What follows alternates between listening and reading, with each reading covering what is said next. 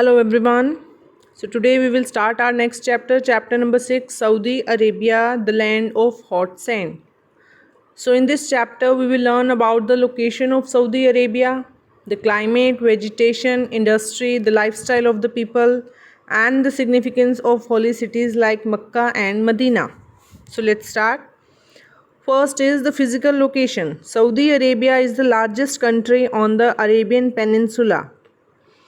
It is the north of Yemen and borders on the Persian Gulf and Red Sea. So basically it lies between the Red Sea and the Persian Gulf.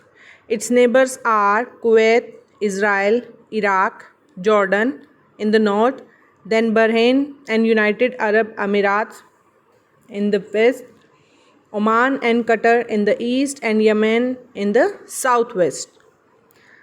If we are talking about the total land area, so that is 21,49,690 square kilometer. The water area is 0 square kilometer because it is a desert region. The most area is unpopulated desert. Now let us discuss about the climate. The climate of Saudi Arabia is extremely hot and dry.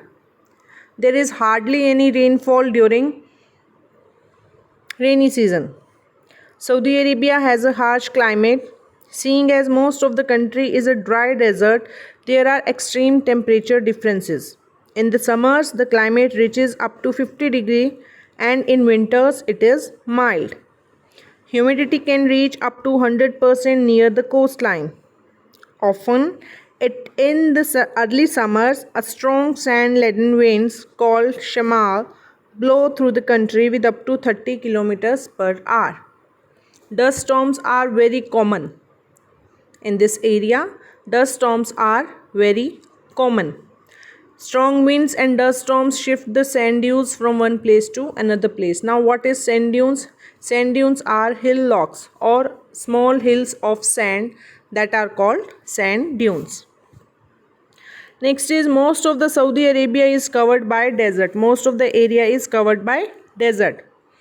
Most of the desert is sandy, unlike the desert in Qatar, which is rocky. In Qatar, there is a place there the deserts are rocky, and in Saudi Arabia, all the desert is sandy. There are huge sand dunes and many activities such as dune bashing are organized.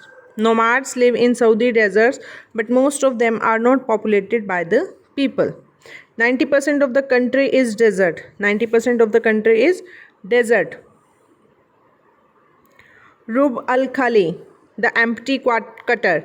It is the largest sand desert in the world. Now let us talk about the industries. Oil is the most important resource and export of Saudi Arabia. The whole economy and society profit from this resource. So they are basically rich in oil. Saudi Arabia is a wealthy country because of the plentiful of oil reserves. Saudi Arabia has 260 million barrels of oil reserves. This equals around 24% of the world's total oil reserve.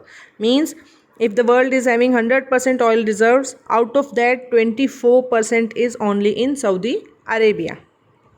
Now let us discuss about the dress of the people, life of the people. The discovery of petroleum and liquid gold has changed the lifestyle of the people.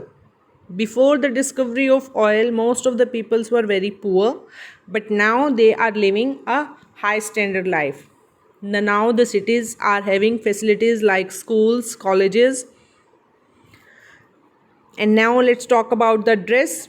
Men wear long flowing cotton robes called thawab, which is sometimes covered by a jacket or a robe. Like this. This is the dressing of men's. Women wear long robes called abba. They cover their faces with a veil. Okay, women used to cover their faces, the whole body part they used to cover. That is the dress of Saudi Arabia. And men wear these kind of dresses. These are the dresses of Saudi Arabia. Now let us talk about some important cities.